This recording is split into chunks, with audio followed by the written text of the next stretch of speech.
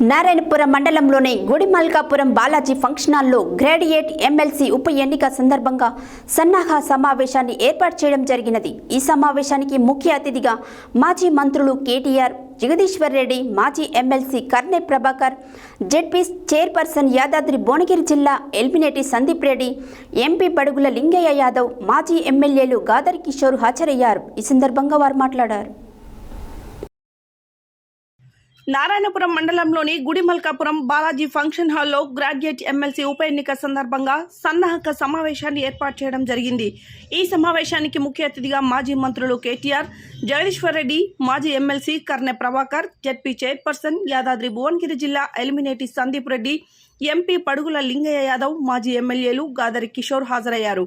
ఈ సందర్భంగా వారు మాట్లాడుతూ వచ్చే గ్రాడ్యుయేట్ ఎన్నికల్లో టీఆర్ఎస్ పార్టీ అభ్యర్థి రాకేష్ రెడ్డిని మొదటి ప్రాధాన్య ఓటుతో వేసి గెలిపించాలని ఈ సందర్భంగా వారు కోరడం జరిగింది।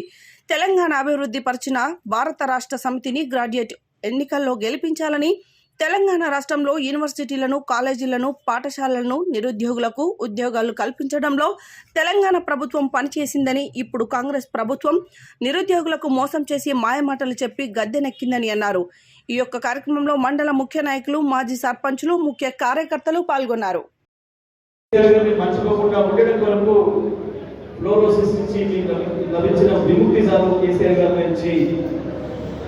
అనేక విషయాలు ఉన్నాయి, వాటన్నిటిని కూడా మాట్లాడడానికి మనందరికీ చెప్పడానికి పెద్దలు కేటీఆర్ గారు వచ్చారు। ఇవాళ తెలంగాణ రాష్ట్రాన్ని కేసీఆర్ గారు తెస్తే ఈ తెలంగాణ రాష్ట్రాన్ని ప్రపంచానికి పరిచయం చేసిన నాయకుడు, మునుగోడులో ఏదైతే ఫ్లోరోసిస్ విముక్తి కొరకు ఇంటింటికి మంచినీళ్ళు ఇవ్వాలన్న కేసీఆర్ గారి కోరికను రాష్ట్రం అంతటి కూడా చేస్తే బాగుంటుంది అని చెప్పి మిషన్ భగీరథకు ప్రణాళిక చేసిన మన నాయకుడు కేటీఆర్ గారు, కళ్యాణ లక్ష్మికి పేరు పెట్టిన నాయకుడు కేటీఆర్ గారు, భారతదేశంలో పరిశ్రమలు పెట్టాలని ఎవరైనా ఇచ్చిన తర్వాత చేసిన అమలు చేసినటువంటి హామీలతో కర్తవ్యున్నటువంటి సందర్భంలో ఇవాళ మనం నిరుద్యోగులుగా, ఉద్యోగులుగా, మేధావులుగా, మన పార్టీ కార్యకర్తలుగా ఆలోచించాల్సినటువంటి అవసరం ఉన్నది।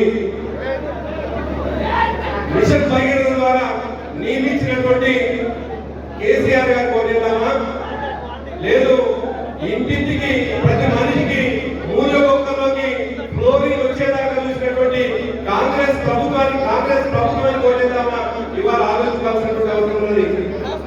ఈ ప్రాంతంలో సాగునీరిచ్చి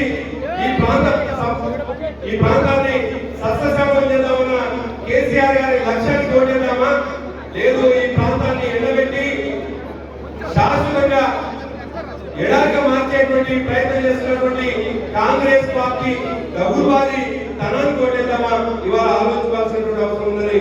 మిత్రులారా, మీ అందరూ తెలుసు, మీ ఆశీర్వాదంతో ఈ ప్రాంతంలో ఉద్యమం చేస్తున్నటువంటి సందర్భంలో కేసీఆర్ గారి ఆశీర్వాదంతో నేను ఎమ్మెల్సీగా అయిన తర్వాత అనేక సమస్యల పైన, ప్రభుత్వంలో ఉన్న అనేక సమస్యల పైన మనం మాట్లాడినాం।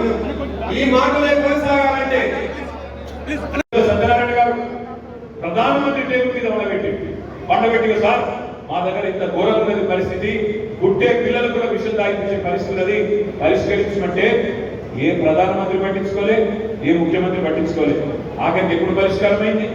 కేసీఆర్ ముఖ్యమంత్రి అయినాక, తెలంగాణ వచ్చినాక బ్రహ్మాండంగా ఇంటింటికి నల్లా వెండి నీళ్ళు ఇచ్చి ఫ్లోరోసిస్ అనేది చరిత్ర పుట్టలకు పరిమితం చేసిన నాయకుడు కేసీఆర్ గారు। ఇది వాస్తవమా కాదా? మునుగోడులో మీ అందరికీ తెలుసు, సౌత్ ఉప్పల్లో మనం బ్రహ్మాండంగా మెయిన్ రోడ్ మీద కట్టిన ఆ పైలాన్ చూస్తే ఎప్పటికి కూడా గుర్తుండిపోతుంది। అట్లా ఎన్నో పనులు, ఒకటి కాదు, ఒక్క మిషన్ భగీరథ మాత్రమే కాదు, అద్భుతమైన పనులు చేసింది। ఉమ్మడి నల్గొండ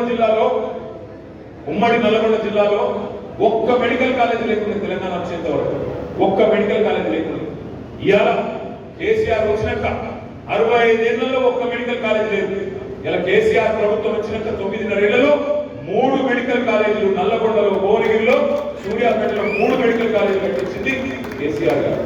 అదేవిధంగా యాదాద్రి లక్ష్మీ నరసింహస్వామి ఆలయం, ఆ దేవాలయం మీ అందరూ కూడా అత్యంత ఇష్టమైన దేవాలయం। నరసింహస్వామి దగ్గరికి లక్షల మంది భక్తులు పోతారు। అట్లాంటి దేవాలయాన్ని కూడా గతంలో తెలంగాణ వచ్చేంత వరకు పట్టించుకోవచ్చు, కానీ ఆ దేవాలయం కేసీఆర్ వచ్చినాక దాని రూపురేఖలు మార్చి 1000 ఏళ్ల పాటు నిలబడే విధంగా 1000 ఏళ్ల పాటు ప్రజలు గుర్తుపెట్టుకునే విధంగా యాదాద్రి లక్ష్మీ నరసింహస్వామి ఆలయం కూడా గొప్పగా నిర్మించిన నాయకుడు కేసీఆర్ కాదా? మీ ఉమ్మడి నల్గొండ జిల్లా, మీరందరూ రైతు బిడ్డలు కాబట్టి చెప్తా ఉన్నారు, మీ ఉమ్మడి నల్గొండ జిల్లా భారతదేశంలోనే ఇలా వరి ధాన్యం ఉత్పత్తిలో నంబర్ 1 జిల్లా ఏది అంటే మీ ఉమ్మడి నల్గొండ జిల్లా అన్నమాట వాస్తవం కాదా? ఇది కేసీఆర్ నాయకత్వంలో జరిగిన వ్యవసాయ విస్తరణ కాదా? రైతు బంధు తెచ్చింది కేసీఆర్ కాదా? రైతు బీమా తెచ్చింది కేసీఆర్ కాదా? 24 గంటలు నాణ్యమైన కరెంట్ ఇచ్చింది కేసీఆర్ కాదా? ఇవాళ మిర్యాలగూడలో దామెర చెర్లలో 4000 మెగావాట్ల ఏ 10 ఏళ్ల కాలంలో కేసీఆర్ గారి ప్రభుత్వం, మన తెలంగాణ ప్రభుత్వం 2,04,000 ఉద్యోగాలు భర్తీ చేసింది. అది నిజం. అది ఎవరు ఒప్పుకున్నా ఒప్పుకోకపోయినా అక్షర సత్యం. అది మనం చెప్పుకోకపోవటం అనేది కదా ఈ సన్నాసులు మాట్లాడినటువంటి మాటకి ఇవాళ తెలంగాణలో నిజమైనటువంటి నిరుద్యోగులు ఆవేశపడ్డారు, ఆందోళన చెందిన నిరాశ చెంది ఆ ప్రభుత్వంతో ఒక నెగిటివ్ వ్యతిరేకతని ఏర్పాటు చేస్తుంది. ఇది నిజం. అప్పుడు ఆ భర్తీ చేసినటువంటి నోటిఫికేషన్ల ద్వారా పూర్తి చేసినటువంటి ఎగ్జామ్స్ వాటి ఫలితాల ఎగ్జామ్స్ పెట్టింది మనం. వాటికి అప్లికేషన్ నోటిఫికేషన్ వేసి అప్లికేషన్ వేసి భర్తీ చేసినటువంటి వాటికి ప్రభుత్వం వచ్చిన వెంటనే టింగు అని 35,000 ఉద్యోగాలకు లెటర్లు ఇచ్చింది. ఈ దేశంలో ఈ ప్రపంచంలో ఒక్క నోటిఫికేషన్ చెప్తున్నా ఉద్యోగాలు భర్తీ చేసేటటువంటి సన్నాసంలో ఆ ప్రభుత్వాన్ని నడుపుతున్నటువంటి ఎవరు చెప్తారు? ఇదే కాంగ్రెస్ పార్టీ డిసెంబర్